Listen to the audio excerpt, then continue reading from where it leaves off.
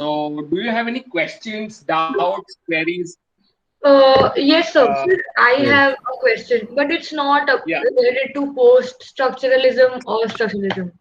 So Okay. I was Okay. reading the essay on psychoanalysis Mhm. and the one that I presented on, and in that essay, Mhm. Holland is one of the researchers, and he talks about the psychoanalytic model of transference. And so I did not Okay. understand that part quite a bit. So could you maybe just, in brief, just explain it? Yes. Yes. Yeah. Yeah. Uh, Very interesting question because transference is a very interesting idea in psychoanalysis. What it means is that whenever you go for therapy, uh, psychoanalytic therapy, there is some kind of attachment or transference of your emotional bondings with your parents towards the therapist. So you develop a kind of attachment and desire for the therapist. Is the and therapist uses that to cure the patient. Means for a therapist, that's one of the tools through which he works. So that is what is meant by transference. Okay, yes, sir. So I will go through the essay once again and then I will see if I have any more doubts. Yeah, yeah. Right. So I have a question, sir. Yes, please go ahead. So, sir, yesterday I was reading the historical development of formalism from Raman Selden, like from Ah, Russian formalism. ah. So, sir, here they like he has said that. Oh, just a second, sir. Sir, like, what is this Borgias culture? I referred in Google, but still I didn't get it. Like they, Anyone wants to respond? like the futurists were against Borgias culture. Anybody wants to respond to Tatsam's query? Tatsum, could you please repeat your question? Yeah, so there is a Borgias culture, and like the futurists in formalism were against Borgias culture. So exactly what Borgias culture is? So Borges, I mean, Tatsum might, I think he means bourgeoisie, Yeah, the it's bourgeois culture. Yeah, It's bourgeois culture or bourgeoisie. bourgeoisie. bourgeoisie. Okay. That's how it's pronounced. Bourgeoisie implies the new middle class that emerged after the collapse of feudalism, because feudalism, in theory, does not allow any social mobility. Means a noble person will be noble knight and the kings and all those dukes and duchesses. A peasant will always be a peasant, right? So there is no possibility of mobility in feudal system. So when feudal system collapsed, Hmm. there emerged a new class, new section of people, right, with an entirely different worldview, right? One which insisted upon this worldly attitudes rather than the Christian otherworldliness, right? And they argued that progress and development in this life, right, in terms of material success is what matters, is to be given priority. So it resulted in certain secularization of worldview in the West and separation of church and the state. And it resulted later on in industrial revolution and the French Revolution, which was propelled by the bourgeoisie against the aristocracy and monarchy. Bourgeois uh, means people who own property and means of production, as against workers from whom the profit and the surplus is derived, right? That's the Marxist theory. And bourgeoisie implies that section of society is upwardly mobile with different worldviews of materialism, of utilitarianism, of pragmatism. These became the values instead of otherworldly faith in other life. So during feudal system, Roman Catholic Church held the kind of ground, and the ideology that it perpetuated was that this life is a preparation for that life. This is not the real life. The other life, life after, is the real life. So if you live in poverty, if you accept God's will and try to live by Bible, then in your other life you will end up in heaven and your soul may be saved. That's the Christian ideology of Catholicism. And slowly people were dissatisfied with Christianity as well. So this new class, the bourgeoisie, promoted something called Protestantism in the West. Right? This is also the beginning of early modernity or Renaissance and all other terms that we have been using. If you are familiar with that. So bourgeoisie then becomes a specific term to imply industrialized middle class, right? After industrial revolution in 18th century, late 18th century. Sir, but So my question, I mean, in response to what you said, is that the futurists, I think, believe in say development and development of say industries because and they want, like I said, they want development. So why would they be against the bourgeoisie? Because the bourgeoisie is again a new kind of middle class who own properties, who own say factories, and who are like the new, who are like below the aristocrats but have like money. So why would the futurists be against the bourgeoisie?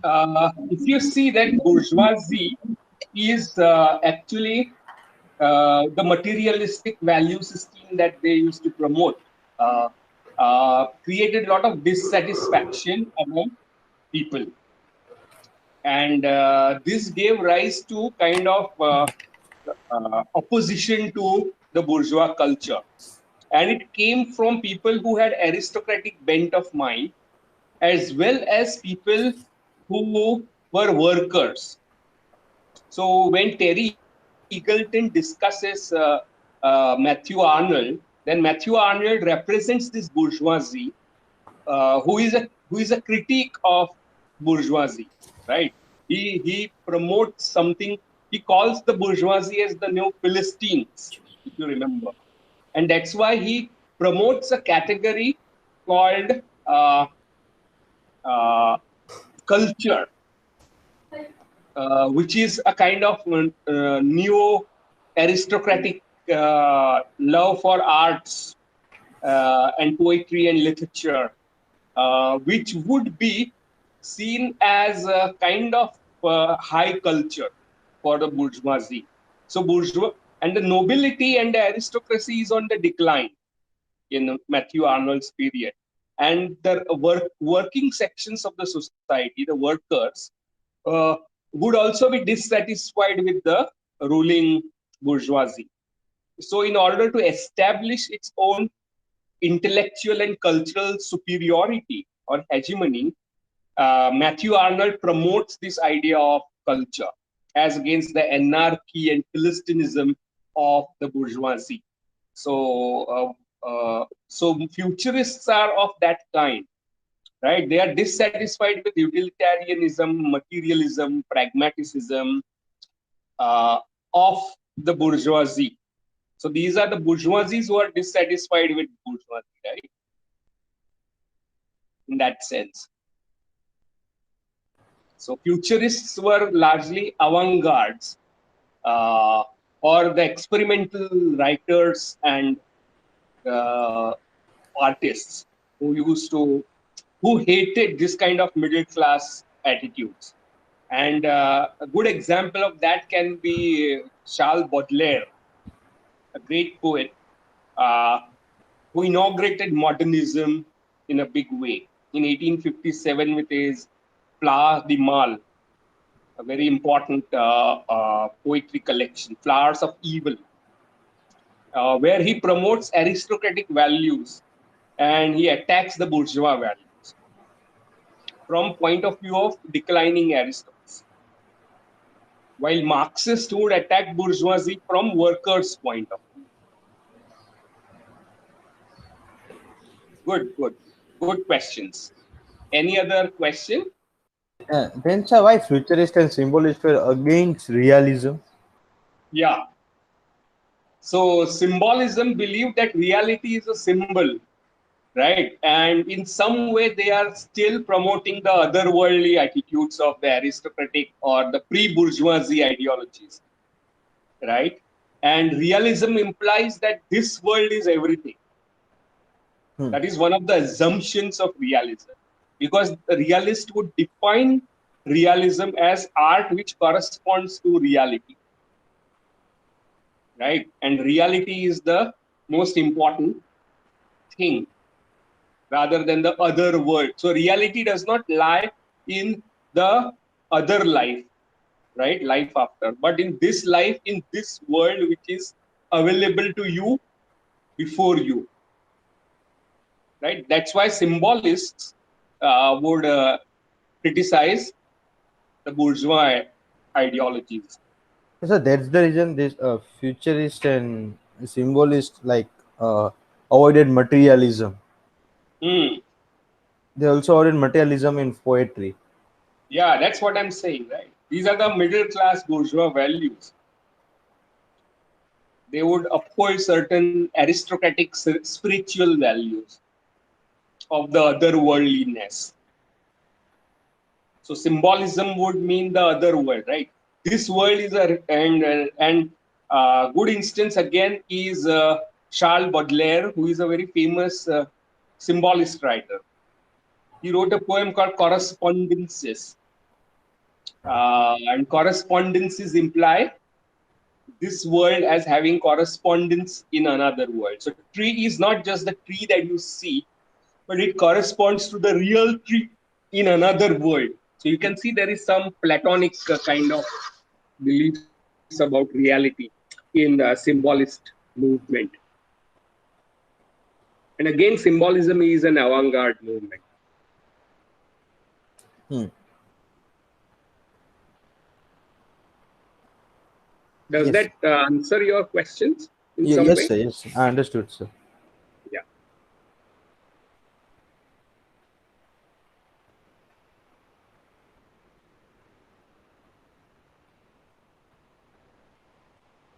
And sir, there is a term called Zech formalism. Huh. Czech formalism, Ha, right? That is CZECH. actually Russian formalism had two important schools. One was Prague circle, and Ha. other was Moscow circle of formalism. Hmm. So Czech school implies these people, probably like Roman Jakobson, Jacobson. probably. Yeah, pronounced as Jakobson. Jakobson. It's not Jacobson, it's Jakobson. It's pronounced as Jakobson. Okay.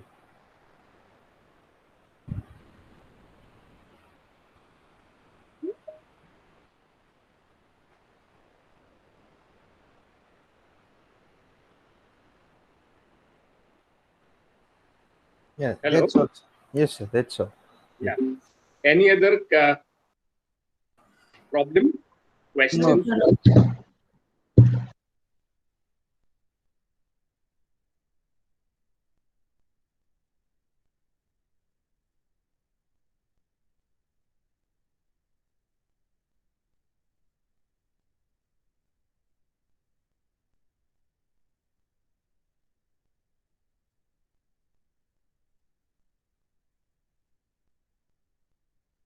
Okay, if there is no question, then let's go back to deconstruction. Any queries about that? About deconstruction? no, sir. It's like it's till now it's clear. Have you attempted to read it? Okay, tell me, what do you remember about deconstruction from our earlier class? Yes, sir. So from reconstruction, it's like we have gone through post-structuralism, like post as prefix, and as you explained that the this Derrida was the one who was the critic of Heidegger and Schroeder. And like Martin Heidegger coined a term called above. It's a German word, and Derrida Right. translated as deconstruction in French. Right. Then, sir, we're going to like what is love? Then, what is the meaning of ease? So you say it's So like who is asking these questions this is about? Yeah, go ahead. yeah, sir. Heidegger. Heidegger said that we have neglected Right. the question of ease. Correct. So then you said that of being, like entity or object, Hmm. and this is the blind spot of Western philosophy. Like being of being is the blind spot of Western philosophy. Correct. So what is the blind spot? What do you mean by blind spot? Like so the metaphysical meaning of any word. Okay. So No. literally, it means that uh, something is visible, but you're unable to see it. So, like you said, that if for example there's a chair behind me, I can't I know it's there, or but I can't see it. The blind spot. Right. Right. So there is one point at the back where I go. Everybody goes blind. Yes. That is called a blind spot. Right. And question of being and the meaning of being. Right. What is the meaning of being is the blind spot in the Western philosophy, because they never bothered to inquire at length about the meaning of being. Uh, so Heidegger takes on this whole question of meaning of being, and he says that the conventional understanding of meaning of being is seen as being with small b. That is, being is seen as something or an entity. होनापन कोई चीज नहीं है, thing नहीं है, right? होनापन in itself, being with capital B, is not being with small b. But Western philosophy seems to be looking at being in that way. And he also points out that when you say being of the phone or laptop or the screen that you have in front of you is the screen itself, uh, then what you are actually saying is that because it's there in front of you as an object, right? You think that the being is the object. That means that entity, being of that entity is that object itself, right? Is what he calls metaphysics of presence. That means it's there in front of you, so you think that is what it means. So presence is privilege in our thinking about being. And Heidegger would argue at length later that how that would result in treating nature and the world as objects and things. So it's there for use of human beings. It's lying in reserve for man to exploit. Man can take milk of cow and say, cow gives us milk, right?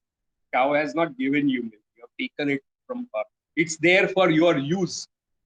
So man can usurp nature when it starts treating everything else as an object, right? So objectification of being happens because of this metaphysics of presence. That's Heidegger's argument.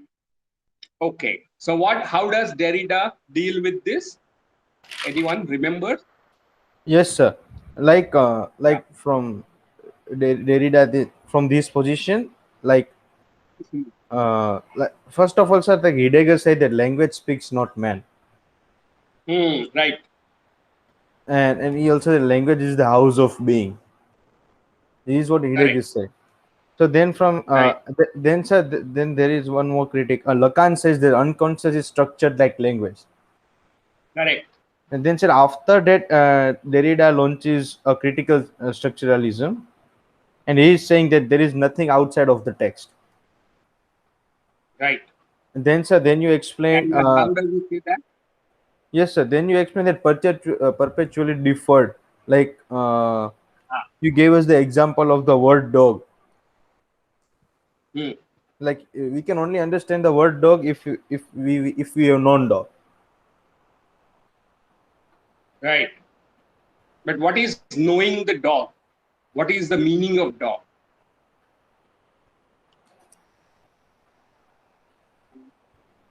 It's like, sir, uh,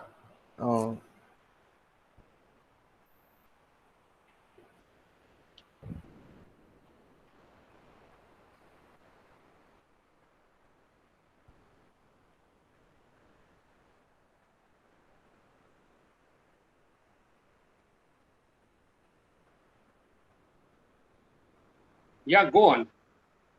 just a second, sir.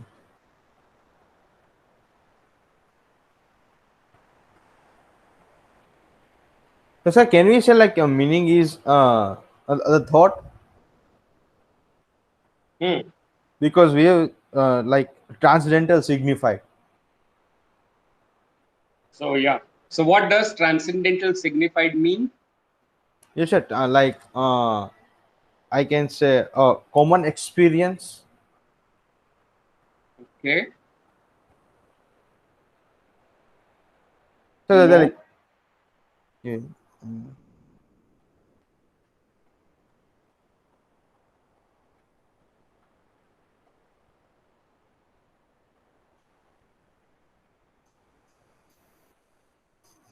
Okay, sir. Then still I am confused over here. Transcendental and perpetually differ. If anyone wants to add to what Tatsam is saying, Tatsam, what did you say about the dog? yeah. I mean, could you just repeat once and then I'll Yeah. add? So, sir, what? What do you remember of that? Sir, what I remember is that everything exists in language.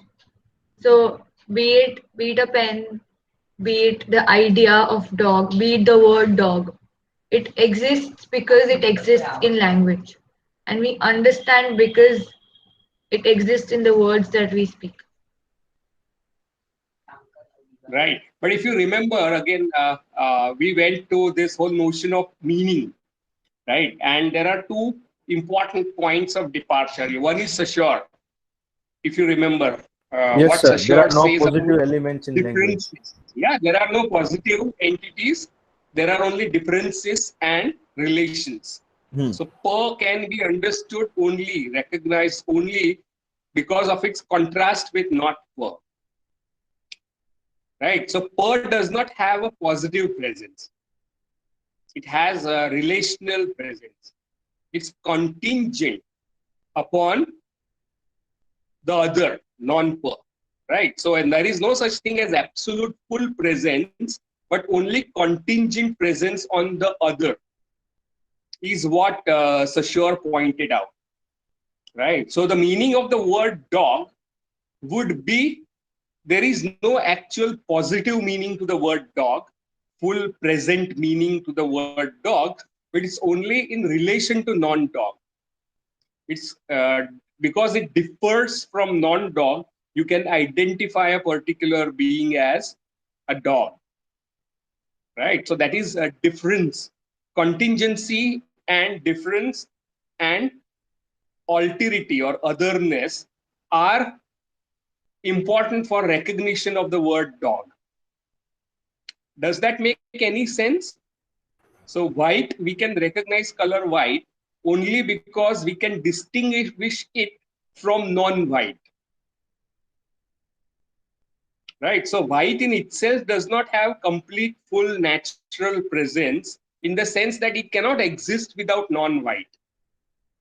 Right? Its presence is contingent upon non-white for its existence. Right? So that is one thing. Secondly, the word dog would, if you look up if you tell somebody who does not know the meaning of dog, would look up in a dictionary, and some dictionary he would find explanation like it's an animal which belongs to the canine subspecies of mammals. Then that person would have to find out what is the meaning of species, mammal क्या होता है, canine क्या होता है. So then you would go to canine, where he would learn that canine belongs to a particular kind of mammals. Then mammal kya hota hai? Then he will look at mammal would be a particular type of animals. What is an animal? Animal would mean it's a kind of living being which is distinct from plants and animals, right? Then what is living being, right? So you can see that the meaning of word dog is based on its difference, as well as kind of postponing of the final meaning, right? When you look up the dictionary and say, yes, I have understood what dog means, you have only postponed its meaning, right? You have stopped looking up what is canine or mammal or so. Meaning involves postponement and difference. So he combines the two terms to defer, that is to postpone, and differ to make a neologism called difference. So in French, you can pronounce it as difference, but it's written as in the same spelling as difference. So you cannot pronounce it. You can only write that difference. So difference. So this perpetual deferral and differing of meaning is the condition of meaning production. Difference, right? And using that, he launches into a critique of structuralism, saying that structuralism always is driven by desire for a center. Now, this center has to be fully present within the system and structure, but paradoxically also outside of that system and structure. It does not belong to that structure, but at the same time, it is the principle which organizes this structure. Right? So there is a paradox at the heart of structuralism, that it believes in presence, one thing which is the center as presence, right? But this presence is always deferred and deferred perpetually. So presence itself is missing at the center. And it is contradictory to say that center is both inside and outside, right? It's paradox. It's oxymoron. Like, say, for example, the power which runs this world, something that we call God, right, is the organizing principle of this world. But is it part of this world? Becomes a paradox, right? If you say it's the part of the world, then all the evil and bad things that happen in the world are also because of this power. But when you say that this power exists independently of this world, then how can this world run? So there is a paradox there. So if you believe this power or energy, which you call God, then it is simultaneously inside and outside the structure of this world. So you can see the theological implications behind. So you believe in presence of God, right, as a pure absolute presence. But as we see from Saussure, that there is no such thing as God, because we can understand God only in relation to non-God. It's a contingent, right? It depends on something outside of itself for its existence. That is non-God, right? So just like white color, in order to be white, has to depend on something outside of itself, that is black or brown, in order to become white. God also has to depend on something which is non-God in order to be God, right? I hope I am making some sense here. Yes, sir. You explained that. So, Like so this female is there just because of male. Like female pardon? is. You explained Ah, that, sir. Writing and right. The binarisms yes, sir. that structuralism is built upon, right? Uh, Now, structuralism said that these binarisms are equivalent.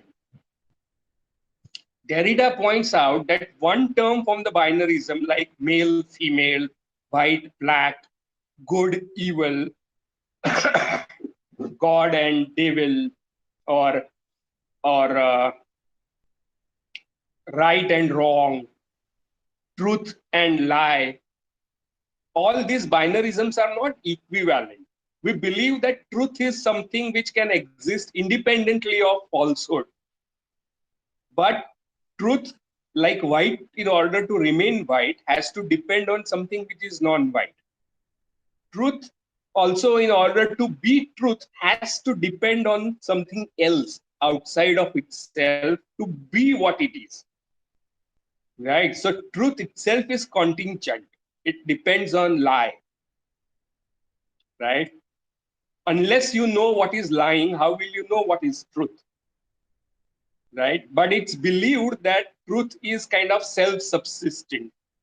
And that is what he means by metaphysics of presence.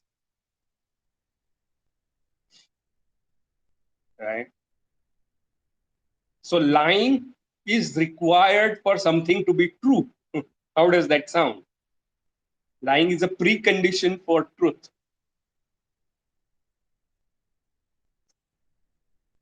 Right? It So can this also be the other way around.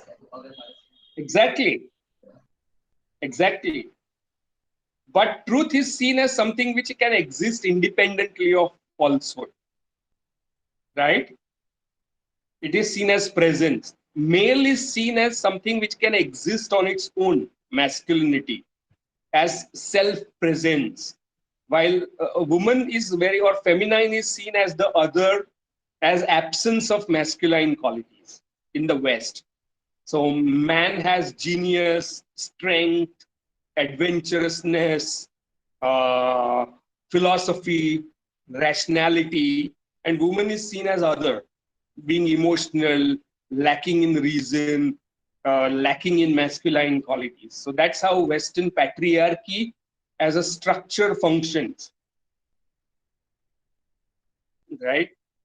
So while it is acknowledged that feminine is dependent on masculine, what is not acknowledged is that masculine itself is not present, right? It is also contingent based on difference and alterity. Alterity yani otherness. It has to depend on something outside of itself to be masculine. So masculine also can be defined as an absence of feminine qualities. And that is what Derrida often does, that he subverts these binaries which are implicit in a discourse. Right? For example, in his essay called White Mythology, he would argue how white is associated with light, rationality, goodness, purity, and is superior to black, which is associated with evil, ignorance, witchcraft, inferiority of race, and so on and so forth. So he turns it on its head to show that white itself is not present but contingent on blackness for its existence. Right? That is a deconstructive move.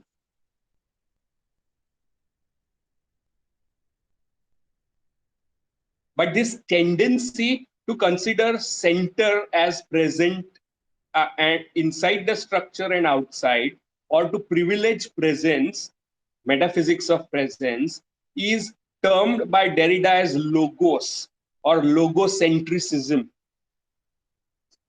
This is a very important term here. By logocentrism, it means that there is a tendency to think of something as guarantor of truth or authority, which is paradoxically inside and outside the text. Right? Say, for example, Bible consists of truth. But what is the proof that Bible speaks truth? Then you have to take it as word of God or Christ. Now that is not part of the book.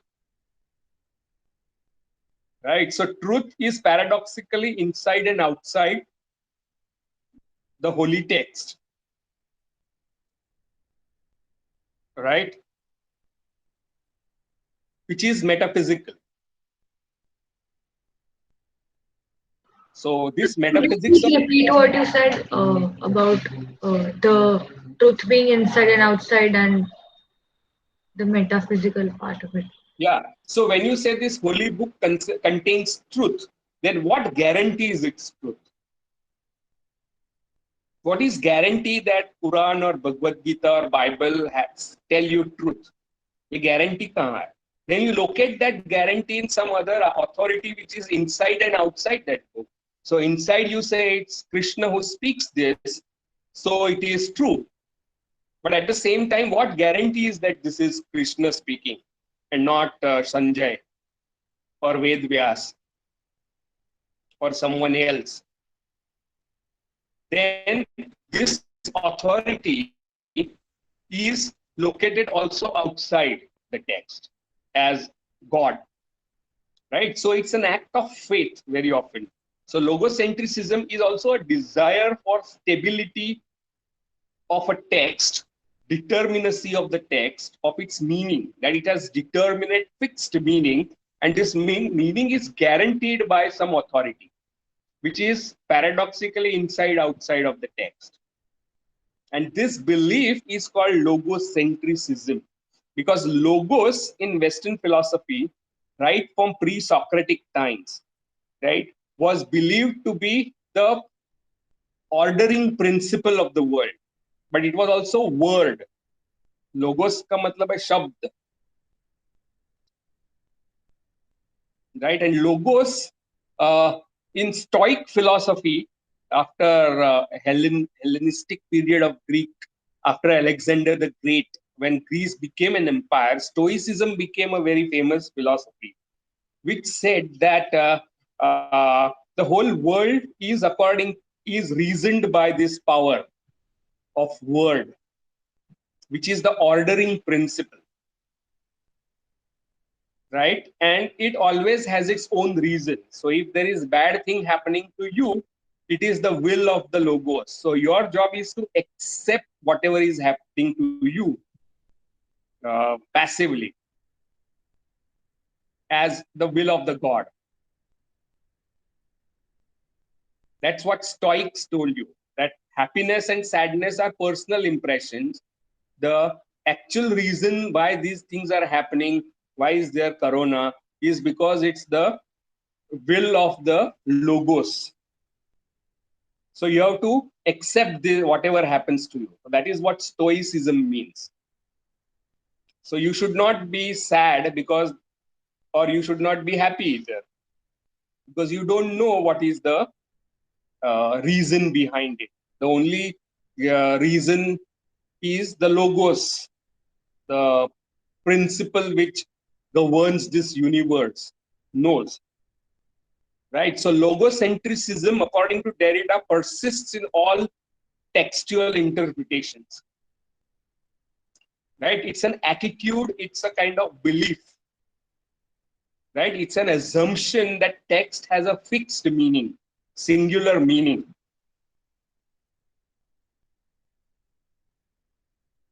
And it is not open to multiple interpretations.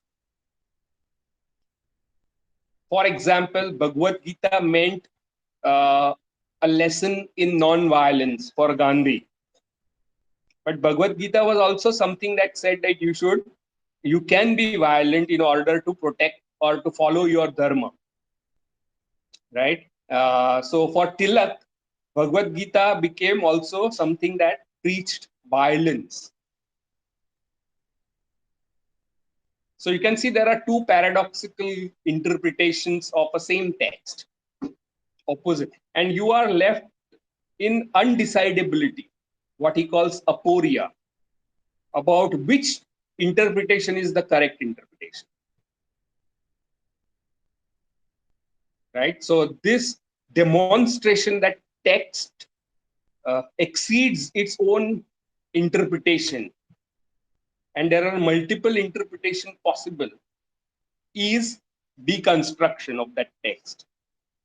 And it results in aporia.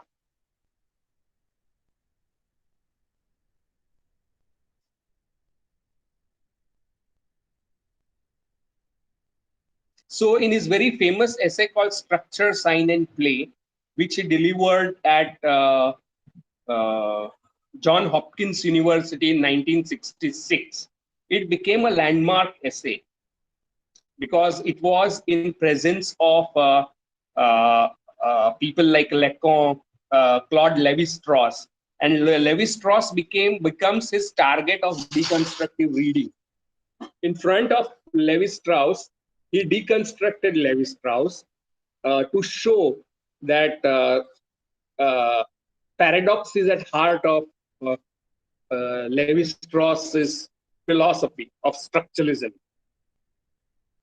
And he shows how all structuralist activity is metaphysical because it assumes a stable center, right, which is present inside and outside of the text, which is a full presence, right, not a contingent effect of depending on the other outside of its own self, like white color example that I gave, right? So once you read that text as lacking that center, there are other substitutes for those center that come up. Something similar happened in the history of Western philosophy. For example, feudal ages were theocentric, right? That means they looked at the world from as if the God is at the center of the universe. While the Renaissance and the bourgeois culture later became anthropocentric. That means man became the measure of whole thing, right? So man becomes the center. Now man has to depend on something which is non-man, outside of himself, in order to be man, right? Like an animal, like tree or whatever. So it requires the other in order to be what it is. So this center is simultaneously within the text and also dependent on something outside of the text, right? Just like white color is also dependent on something other than white in order to be white. So once this center is shown as being contingent, dependent on the other, not fully present, right? Always deferred and deferred, then multiple things can show up in its place, right? There can be substitutions of man with something else. And this substitution is what he calls free play of the discourse. So free play generates multiplicity of interpretations, and you are left with an aphoria or undecidability or indeterminacy of what is its correct interpretation. And then he goes on to point out that there, in many places, there are things which are paradoxical, inside and outside at the same time, right? Due to logocentrism. One would be an idea of scandal. Scandal, according to Levi-Strauss, means incest taboo. Means you should not have sexual relation with your parents. Now, this is something which is part of all cultures. There is no culture which says incest is permissible, right? So paradoxically, all cultures are different, but this is something which is universal, incest taboo, right? So he shows how incest taboo is both culture specific and universal. That's the paradox of structuralist readings of text. So then Derrida's vocabulary would take on these kind of in-between elements. For example, hymen, which is covering on girls or women's sexual or organ, which is both inside and outside of the organ. And paradoxically, it refers to both contamination and virginity, right? So, like say, for example, the foundation of the room, right? Or the ceiling of the last ceiling of your house is inside the room as well as outside the room. on the uppermost floor, right?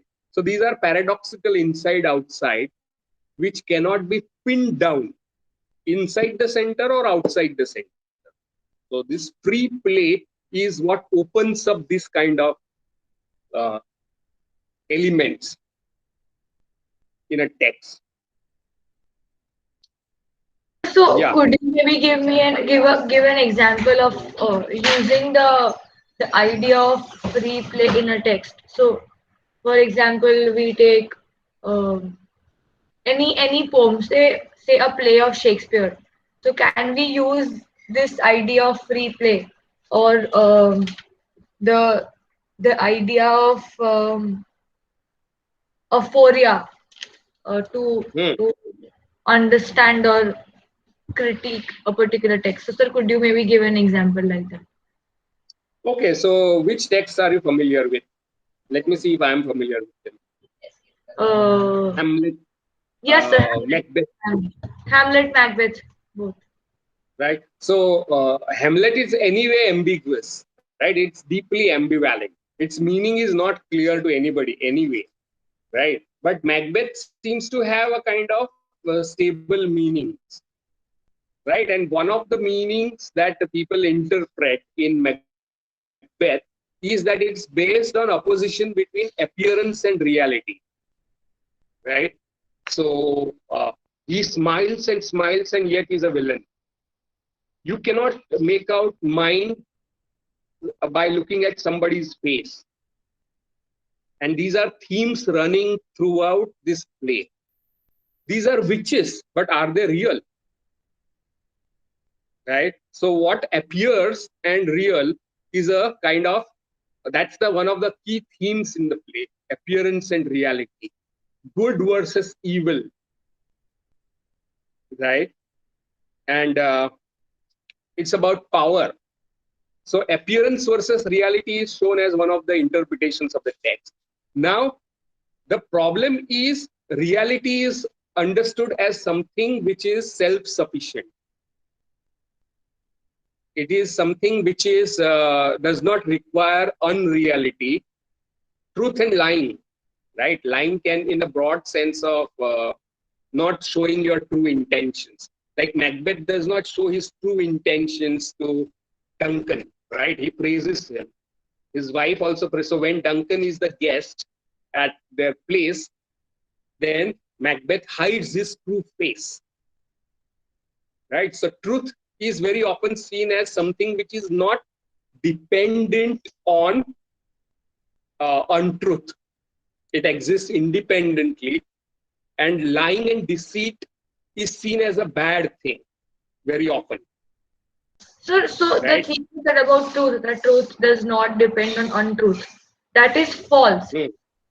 That is No, the that is the metaphysics of presence. okay. What is true is seen as fully existing without being contingent, dependent on something outside of itself.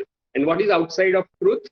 Untruth, right? So truth has to depend on untruth in order to uh, do what? To be truth. Otherwise, it won't be truth. White cannot be white if there is no black or brown or uh, blue around it, right? I hope I'm making a point. So truth as a presence, right, and untrue as bad, right, is the thread that is theological meaning of the text. That the play demonstrates how truth wins in the end, in the form of I think who Macduff, who kills his, I think, Duncan's son, if I'm not mistaken, if I remember it correctly. I think so because Macbeth died. Yeah. So Macbeth is killed by Duncan's son, right? Macduff. Let me check up. And, Uh, so he stands. No. Macduff is Macbeth's enemy, right? And he also is one of the killers of.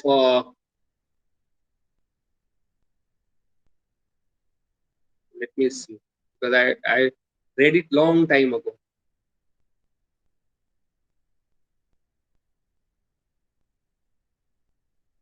Yeah, Malcolm is Duncan's elder son, Malcolm, yes. right? And Macduff is his enemy, Macbeth's enemy. His friend is Banquo, right? Macbeth's friend is Banquo, right? And Fleance is Banquo's son, right? So the good guys in the play are Duncan, who is killed, Banquo, And Malcolm. Malcolm, and Macduff. So these are Yeah. good guys. And why? Because they are on the side of righteousness, right? But what guarantees this righteousness is that Duncan is the king, and only his children can be the rightful heirs. So there is the logocentrism of blood, that blood is the guarantee of goodness.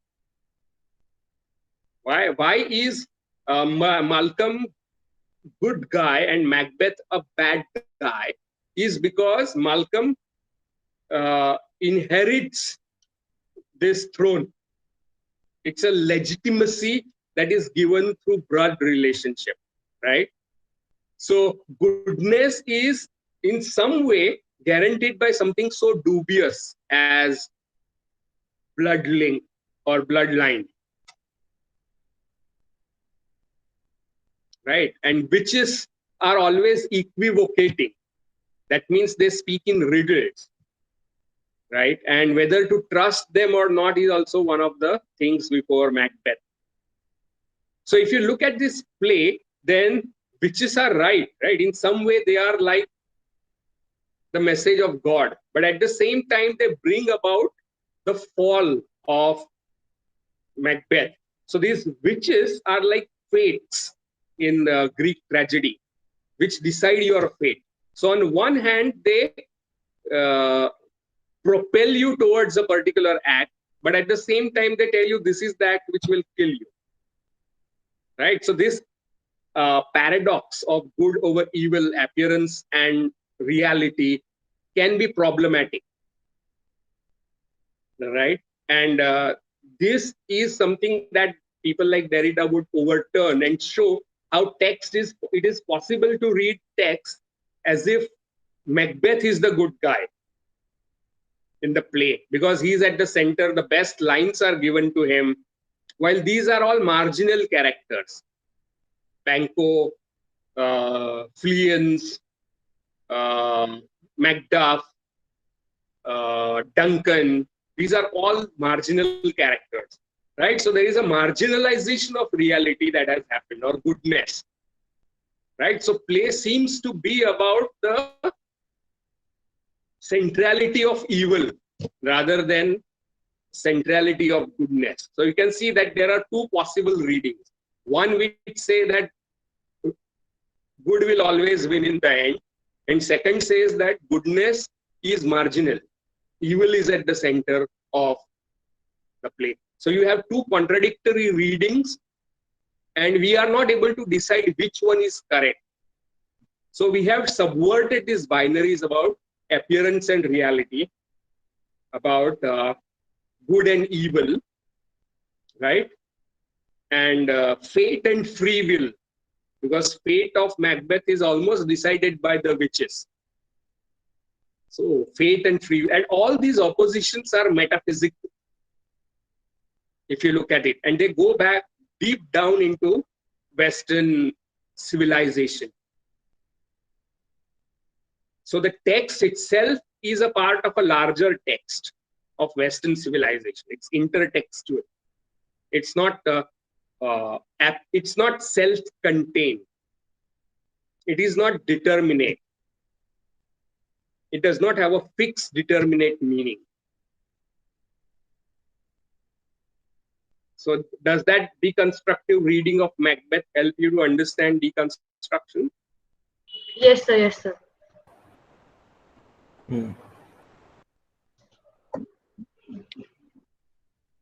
So free play creates this indeterminacy, right? Lack of absolute full present center within the text or outside the text.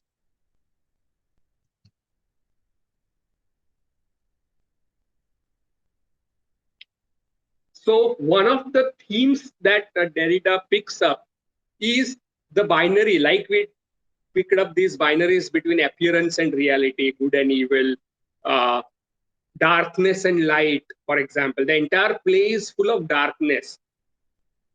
And, out, brief candle. If you remember these soliloquies of Macbeth, right? In the dark, he meets the witches.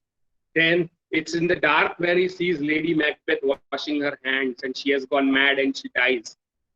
Right? So it happens in the dark. So dark becomes central and light becomes marginal in the play. Right? So on one hand, it gives message of light and goodness over evil and right over wrong, but then right and goodness and light are marginal to the play. Right? So there is a kind of overturning that we did of center and periphery. We usually assume that goodness, white and light is central, right? But the play subverts this centrality, right? So this is a deconstructive reading of Macbeth. So what is seen as peripheral becomes central, and central becomes peripheral. So one of the binaries that Derrida picks up is the difference between speech and writing, right? And speech is seen as presence. That means it is full, because very often when we speak, we are face to face. So there is a presence and fullness to speech. While writing is seen as something which is marginal and derivative. But Derrida's project keeps on overturning this speech and writing, because privileging speech as full presence, according to Derrida, is a sign of logocentrism, or something called phonocentrism. Phono yani sound centric, because you are privileging presence over absence. And writing is seen as absence. We have to write when person is no longer in front of you. You write letters. You write when your audience is not in front of you. Na. Yes, we write letters. आप text करते हो, क्यों करते हो? क्योंकि वो इंसान आपके सामने नहीं है. So writing is associated with absence and speaking is associated with presence in Western philosophy. So philosophers disliked writing or considered writing as fallen or contamination of speech, impure form of language, because of its absence. So writing contains absence. While and he reads structuralist theory to point out that the whole idea of sign, right, is based on presence, privileging the presence. Right? Sign is something that is always present, whose meaning is always present before us. Signified is present, which means it's a transcendental signified, right? So belief in transcendental signified means a meaning can exist outside of the structure of the text independently. That is called transcendental signified. But as we looked up in the example of dog, the meaning of the word dog cannot exist outside the dictionary. One word leads to another word leads to yet another word, and so on and so forth. Right? There is nothing outside of text, as Derrida points out. Right? So this transcendental signified is seen as full presence of meaning in speaking, while writing is seen as trace or mark. There are traces there. So Derrida reads almost all important Western philosophers to point out how all of them are given by metaphysics of presence and logocentric outlook. And he then overturns this dichotomy of writing. Then he says writing is what language is all about, because writing signifies the materiality of language. We think language is non-material. But writing reveals that materiality is and differences, materiality, marks of black over white, all those things are what language is really made up of. And that's why he wrote a book called Of Grammatology. Grammatica means, grammar means writing. So he wants to create a philosophy or science of writing rather than speaking. Because in writing, the author is not present, author is absent. When you read a poem by Shakespeare, Shakespeare does not exist before you, right? So text is seen as a kind of evidence of presence of Shakespeare, but Shakespeare is missing. आपके सामने Shakespeare नहीं है जब आप Macbeth पढ़ते हो, हाँ ना? Yes, sir. Yes, yes. So writing is what reveals the conditions of speaking, right? So he overturns the text by privileging the marginal, that is writing,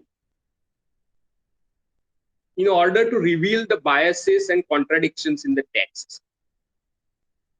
So, I have a question. So when Derrida says that writing is absence and speaking is presence, he talks about the audience or the reader or the person who is the other, not himself. Let's say Derrida is saying this, and we are the ones listening. So when he says that when he writes, we are absent, but when he speaks, we are present.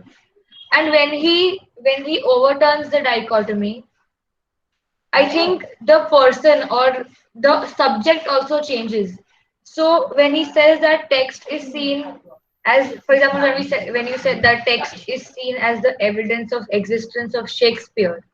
So uh, when we talk about the idea of writing and speaking the other way, then it might mean that we are the ones.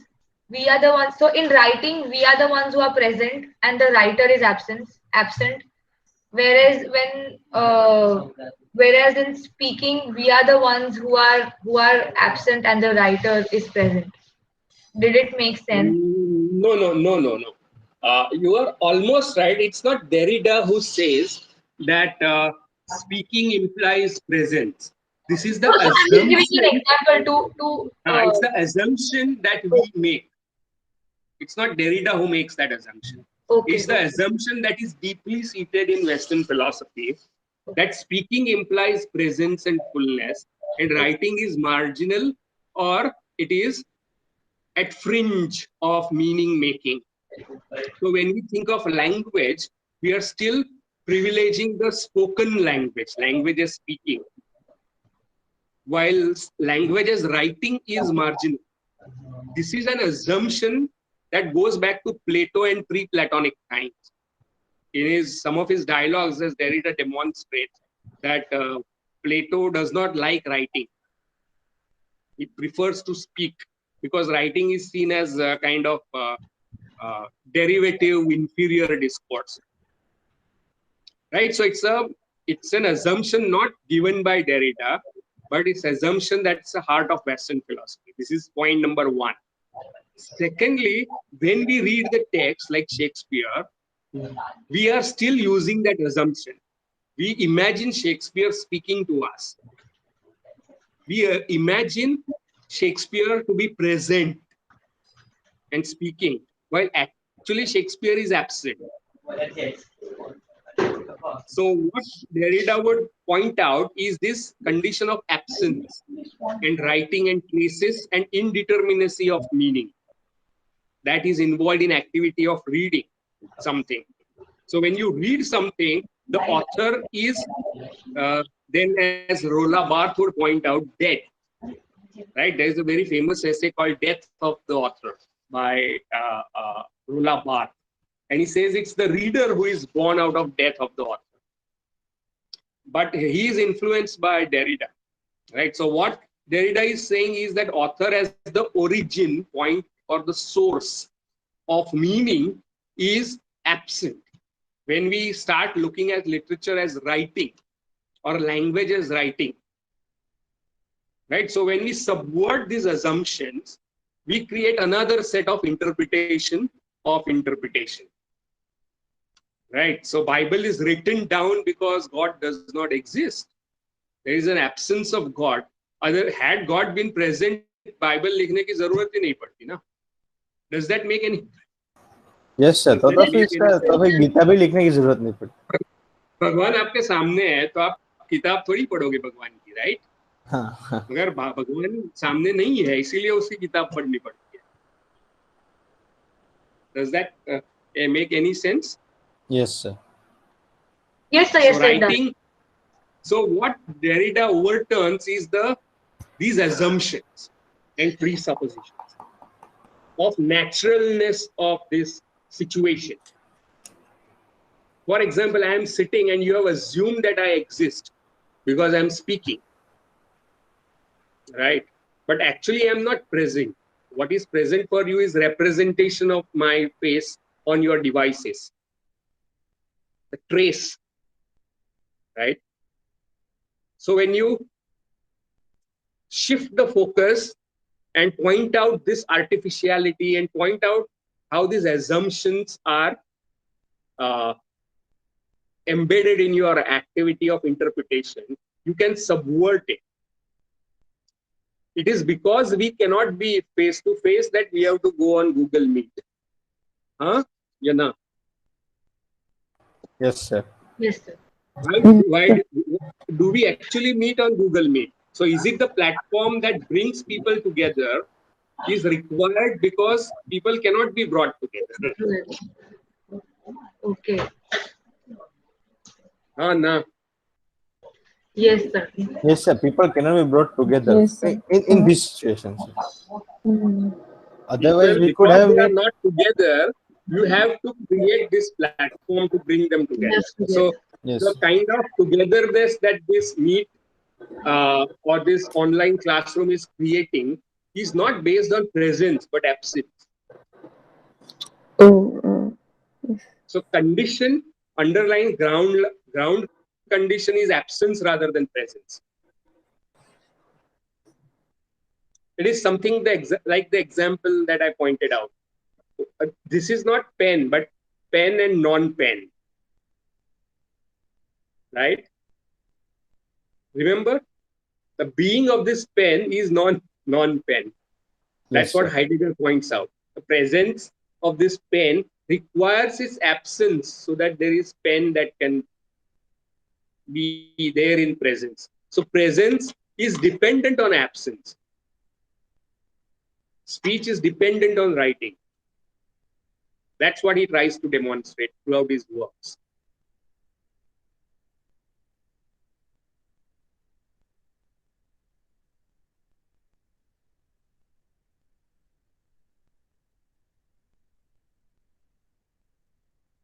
So what happens? Good is Yeah. dependent on evil, right?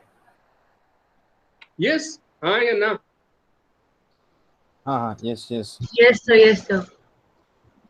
In order to show the hero as all embodying all goodness, he requires the other.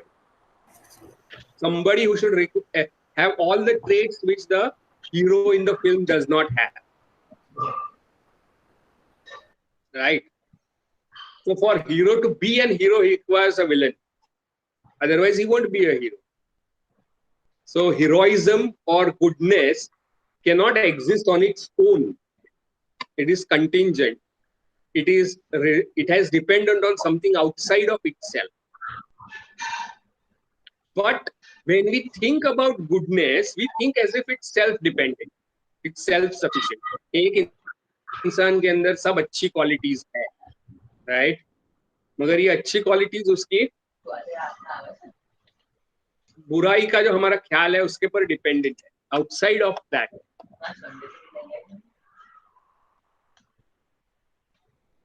So writer can exist only because of reader, and that writer may be himself a reader. When you write, you are the first reader, right? So that reader is needed. Reader is primary and writer is secondary. So you are subverting these binaries like reader and writer to produce new interpretations of the text by questioning these embedded assumptions. And this is what deconstruction is all about. Nature and culture dichotomy, for example, that nature and culture are absolute opposites. But what is natural? How do you know that something is natural till you know that there is something which is unnatural? Only then you can distinguish something which is natural, right? Organic food, right? Makes sense only when there is non-organic food present. So nature is seen as something self-dependent and culture is seen as inferior very often. But nature, in order to be nature, has to depend on its other outside of itself, paradoxically. And that is what he tries to show, that how nature is a cultural construct, for example. That all cultures think about nature in their own ways. The African people's idea of nature is not the same as the idea of nature in person of New York, or a person who lives in Himalayas has a different idea of nature. Right? Nature itself is product of human thought. Sir, I have a question. Yes. Sir, so that way, can we say that, even being self-independent is not independent? In order to be self-dependent, right? Not self-independent. Yeah, sorry, self-dependent. Sorry. So how will you know that you have to be self-dependent? Is when you are not self-dependent. है ना? But it's like positive thinking. Who wants to think positively? A person who cannot think positively, right? So, हाँ sir, ना? I mean to say, कि हाँ, if one मैं has वही कह to रहा हूँ. be an individual, so there needs to be somebody who is not you. So Right? that way, That even being dependent on exactly, oneself exactly, is, exactly. yeah. So individualism is a belief that you can exist as a full presence on your own. But in order to be individual, you have to depend on the other. You are contingent on other outside of you to be who you are, so that you can distinguish between not you and you. Is that making any sense? Yes, sir. Right? So individualism is a bourgeois myth, right? So people like Roland Barthes would attack this assumption, individualistic assumption that underlies our study of literature, which says that the author is the genius as a producer of the meaning, right? And like Heidegger would say that it's not man that speaks, but language. He points out how author as an origin and a source is a myth. It's the linguistic system of differences that produces meaning, not the author. For example, I write, I am hungry, please give me food. Now, I, as a person, is not the source of the meaning of the utterance that I made. Am I making sense? The meaning of I am hungry, give me food lies in language, which existed before me. Right? I am just using it just now. Please tell me if you have not understood what I have said. If So, I say I am hungry, right? It's not I who is the origin of the meaning of the statement I am hungry. The meaning so of the do you mean statement, that the yeah, the sentence "I am hungry"? Yes, okay, that it existed before you said that you were hungry. It was yes, already there before you said it. already always there before I uttered it. So I am not the producer of the meaning. It's the language that speaks, not man. So Roland Barthes would attack this liberal bourgeois assumption that individuals produce literary texts. And he famously uses the idea of death of the author. Author is dead, not in the sense like new critics said that author's intention is not important in interpretation. That is what new critic says. But what he is saying that author does not play a role in production of meaning. It's the reader who plays the. You interpreted Macbeth in a certain way, right? You are the producer of the meaning. So author in that sense vanishes from the horizon as the producer of the text or producer of the meaning of a literary text. And that is what he means metaphorically as death of the author. Rolla Barthes, Barthes.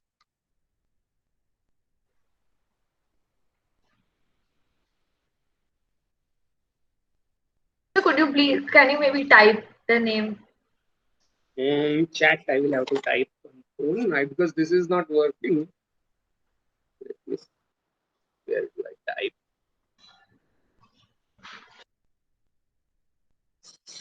Barthes.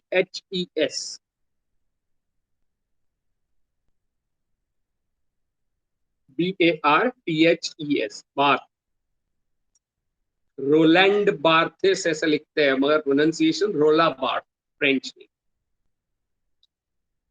Similarly, another important philosopher named Michel Foucault, Foucalt, would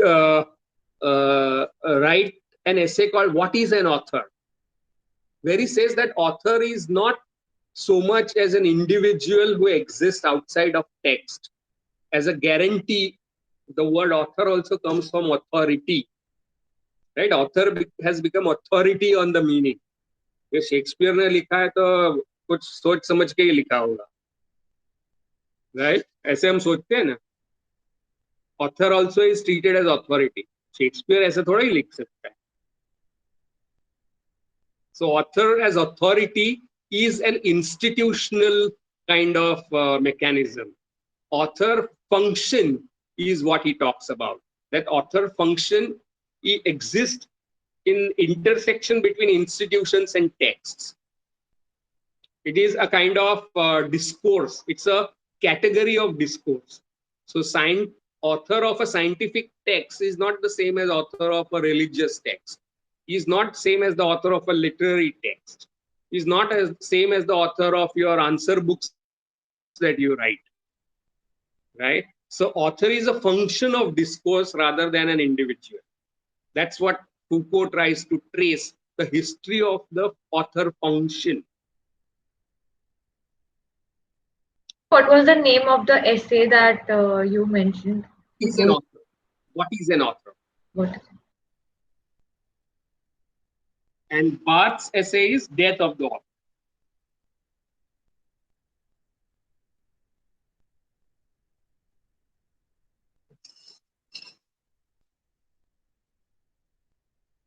Anything that comes to your mind after listening to these ideas?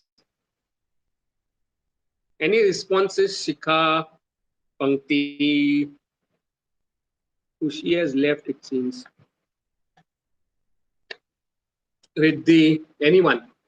Anything that comes to your mind after you listen to all these discourses? No, sir, not right now. Maybe later. But when you hear these kind of conversations, what is your reaction? So I am trying to make sense of. I mean, I'm trying to understand how it is used in interpreting a particular text. So say I asked you about Macbeth. So that idea makes sense. And so did the idea of writing as absence and speaking as presence. That idea was clear. Uh, and even the Roland Barthes idea of the death of the author. I just I did not quite understand the idea that Foucault You talked about Foucault, about what is an author and how an author is different. So I'm trying to go through it again and trying to kind of make sense of how it can be used in literature. Because at the end of the day, we understand these theories, but how do we use it in literature is what is And it? that's why I have given you that essay Yes. on which you are supposed to make a presentation, so that you can relate all these discussions with the actual act of reading the texts, right? And I have tried to select more or less accessible ones because other ones are too difficult to decode at undergrad level. But that will give you a sense. But uh, any specific question that you are author function, which means that, say, Shakespeare as an author, when you read Macbeth, right, your assumption about Shakespeare is not the same as you reading, say, for example, a letter sent by your friend to you.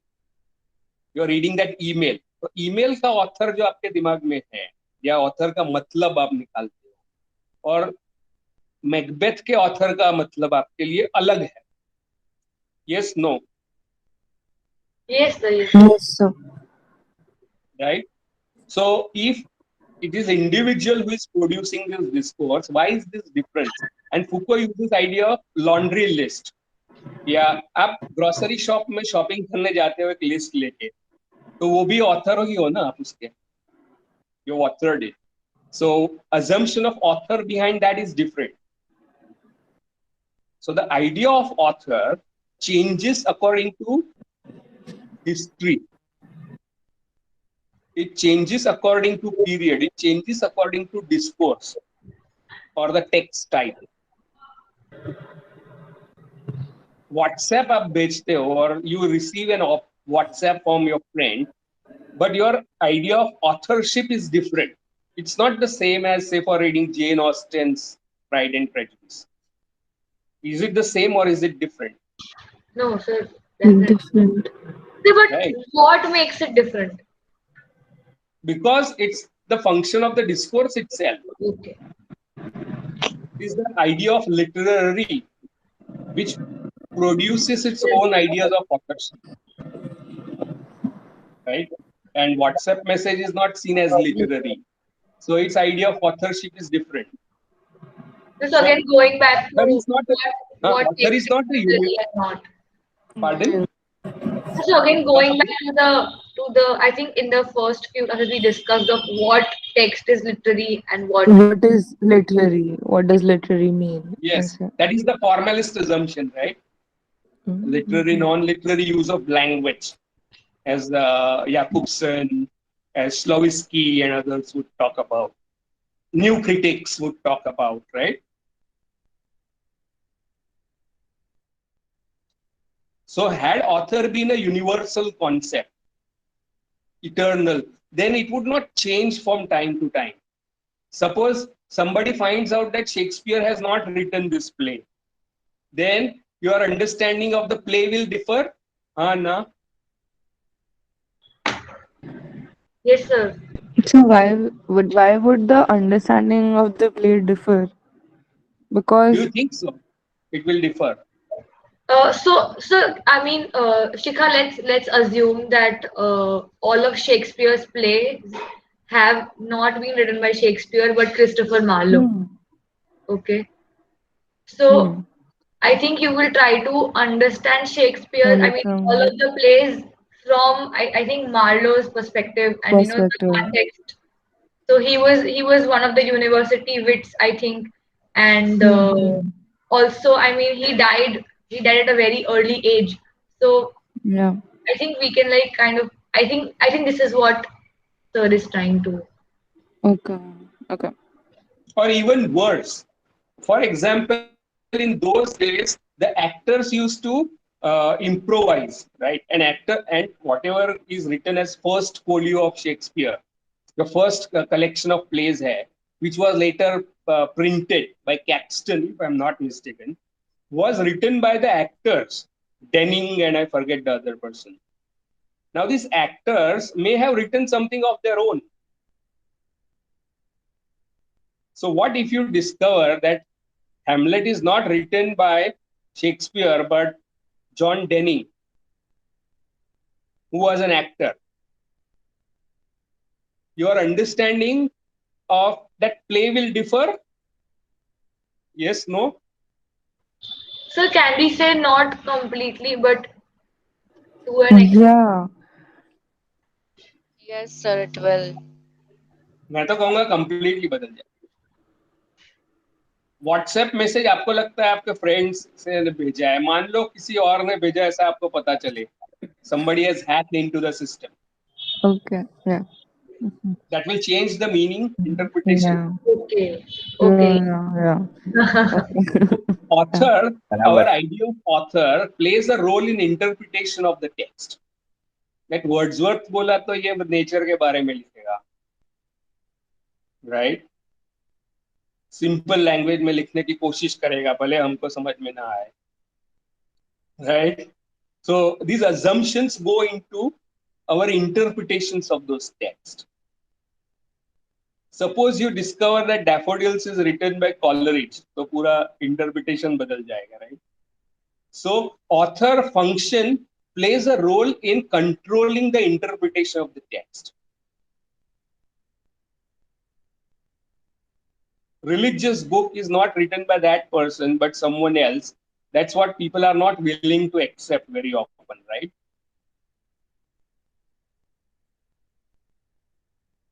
Na. So if you Yes. discover it's written by someone else, then you will try to justify, नहीं ये तो उसका ही है, ये ऋषि का है या ये prophet का है.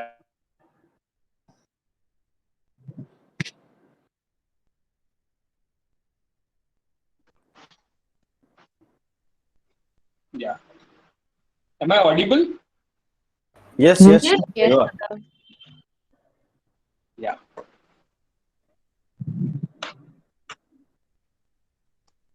That's what Foucault means by author function.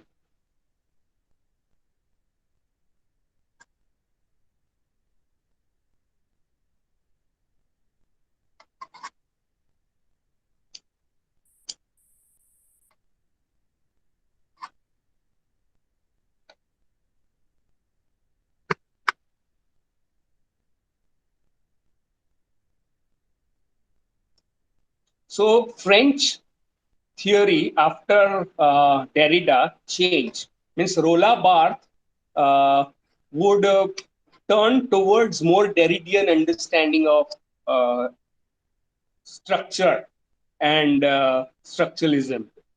Right? He would start out as structuralist, but then be influenced by people like Lacan and Derrida. And his ideas would change. And some of his later essays are very important, like From Work to Text is a very famous essay by Roland Barthes. What he says here is that, for example, this is work. Work can be held in hand, but this is not a text. Text is a methodological field of operation, right, in interpretation. And when you are reading this book, you are also bringing your knowledge of reading other books, other texts. So text is by definition intertextual, while work is isolated and can be held in hand.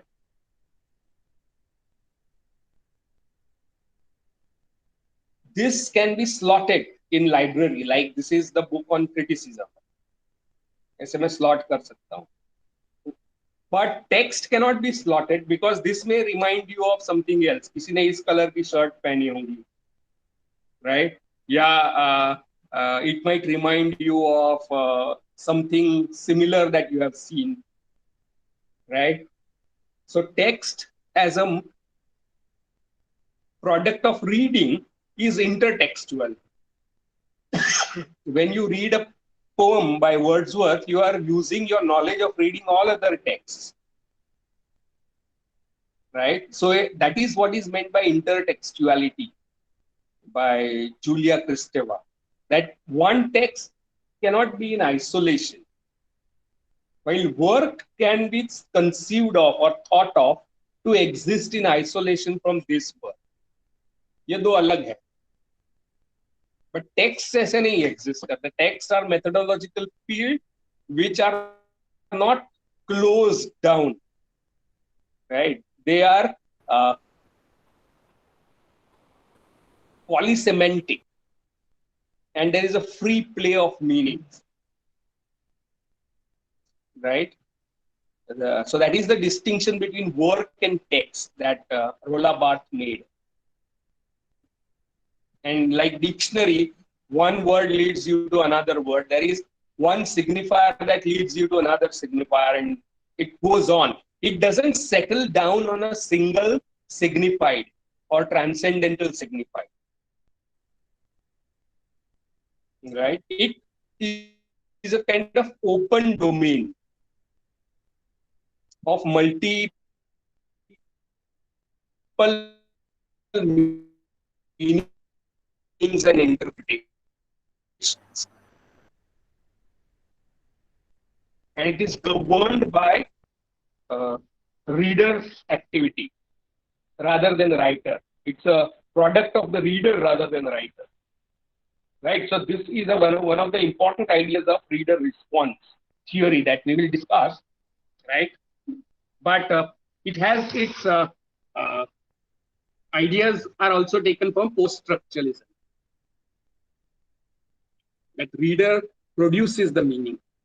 And for example, Shakespeare's play and Chetan Bhagat novel. These are two different works, but text does not obey that law of high art and low art. Why? Because while reading high art, you may be using your knowledge and familiarity with low art as well. Because language तो सभी जगह से ली है ना. Or cinema is supposed to be inferior to Shakespeare's plays. But when you read a novel like Harry Potter after watching that film, then your knowledge of that film influences your understanding of the text. You start visualizing Harry Potter as the character in that film. Right? So the distinctions between high art and low art are also transgressed in text. So text is essentially transgressive according to Roland Barthes. While work is classifiable as high art, low art, Shakespeare है तो literature है, सुधा मूर्ति है तो self help है या positive thinking है. So works are classified. Works have authors. Text does not have authors. Author is deferred and deferred.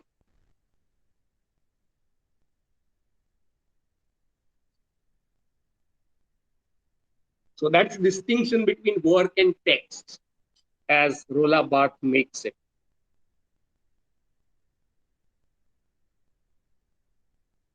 So work is read, to use his words, with the signature of the author as father. This is the poem by Wordsworth. तो उसके ऊपर उसकी sign as a guarantee of meaning. But text में ऐसा कुछ नहीं है. It is almost parricidable. That means it results in death of the father, author as father.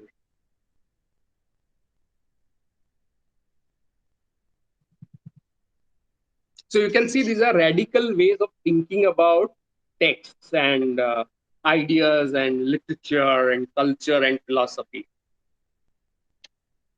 So what are the things that come to your mind when you hear such radical ideas?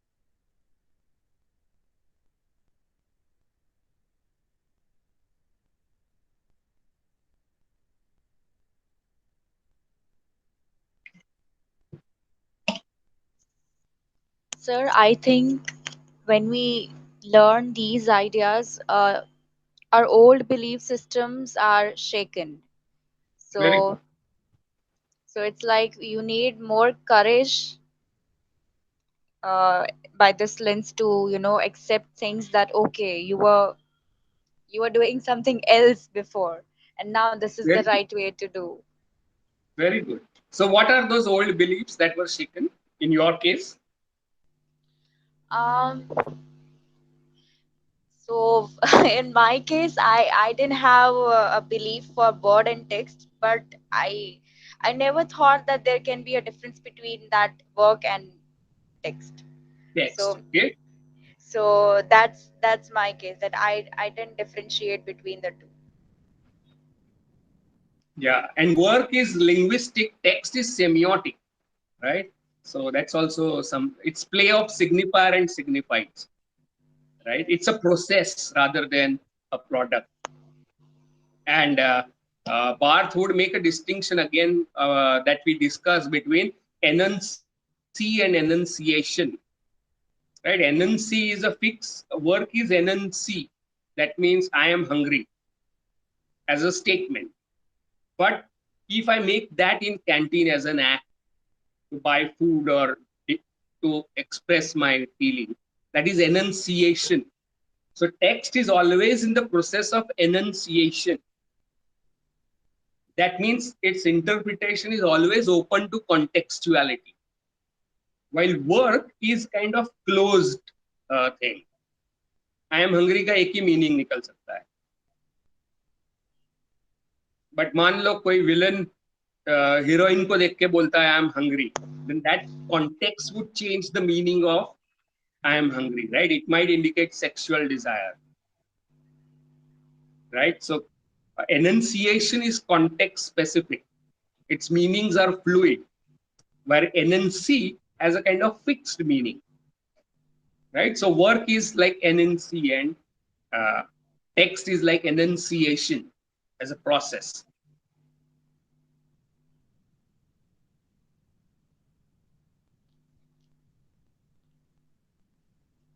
Yeah.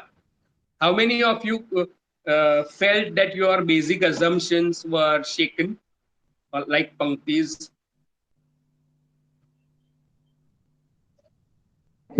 I'm not like shaken, but yeah, it is a little like there's a wow factor to it because it is something new. But at the same time, yeah, it is something I can eventually wrap my mind around. So yeah. So what did you find new here? I don't know about the Foucault's, I mean, the whole author thing. I knew about the death of the author. Like, I discussed it with a junior before, and that seemed very interesting, but now this one seems more interesting. So, So you can yeah, read that both is the essays which are available online. okay. Death of the Author by Roland Barthes Yeah. and Yes. uh, What is an Author by Michel Foucault, Hmm. Michel. Foucault. Yeah. So even the idea of, we did it when we were in the third semester, I think, learning about medieval Renaissance restoration.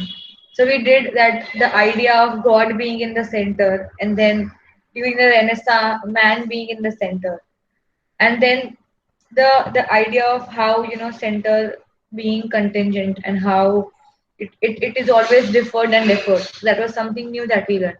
So And there were interestingly, certain things, so yeah, certain things that we knew, and then it, and we understood in a different context, so it made more sense. Even the idea of God not existing. I mean, being not being present. I mean, the absence of God and the presence of a holy book. So logocentrism. yes. And even author as a guarantor of meaning is a logocentric belief, right? And talking of man replacing God, then this is also one of the thrust of postmodernism that you find in post-structuralism, that they think about what after man. Man is also a contingent thing, right? So what if machine comes to the center? What if artificial intelligence takes over? So post-humanism is also something that is indicated in post-structuralism. Transhumanism is you go beyond the idea of man, human, right? So uh, there is a very interesting essay called Cyborg Manifesto. I forget the author's name, but she argues that she is taking a feminist perspective, something that we'll be discussing, right? That how human beings are becoming more and more integrated with machines, right? You're never almost offline. Or your heart is replaced by a mechanic machine, for example. So how human beings and machines are coming together, creating a kind of cyborg realities. So these are the post-human, transhuman speculations, which look like science fiction, because science fiction is the domain where you post-human futures, right? But this is also something that is hinted at in post-structuralism as belonging to a larger phenomena called postmodernism, something that we'll also discuss in future. Okay, before we stop, anything that you want to say? No, sir. No, sir, no, sir. I wanted to eat. Awesome.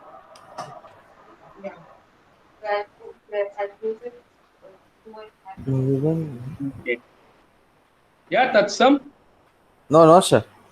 you have a class just now at 1. Sorry, sir. You have a class right now? Yes, sir. From 1 to 3. Right. So we stop here. We'll meet tomorrow. Okay, sir. Bye, sir. Okay, bye. Yeah. Thank you, sir. Thank you, sir. Bye.